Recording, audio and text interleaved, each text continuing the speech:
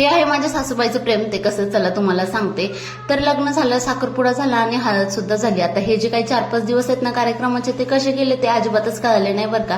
ज्यावेळेस आम्ही देहूला वापस आलो ना त्यावेळेस अजिबातच करमत नव्हतं, कारण त्या सगळ्या गोष्टी आठवत होत्या. कारण मी व्हिडिओ एडिटिंग करताना त्या सगळ्या गोष्टी हे होत होत्या. मामाच्या इथं सुद्धा एक मुक्काम झाला आणि नंतर धामणीला म्हणजे माझ्या माहेरी सुद्धा एक मुक्काम झाला. मावस सासूच्या इथे गेले होते, तिथे सुद्धा एक दिवस मुक्काम झाला आणि असे काही दिवस गेले 4-5. तरी आत्याच्या इथं सुद्धा गेलो होतो आम्ही येता येता. आत्याने हा ड्रेस घेतला गातासाठी, कारण गाता पहिल्यांदाच गेली होती त्यांच्या घरी येताना. आम्ही हॉटेलमध्ये थांबलो होतो जेवण करण्यासाठी. असं काही मेन्यू होता सगळा आवडीचा. आणि त्याच्यानंतर आळंदीला गेलो, तिथं थोडा वेळ घालवला आणि 4 वाजता अमरने आम्हाला घरी आणून सोडलं. येताना आईस्क्रीम सुद्धा आणल्या होत्या अशा काही.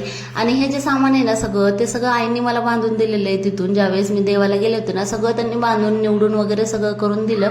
घरी आल्याच नंतर सगळी साफसफाई केली, कपडे आवरायला आरू मला मदत करत होती.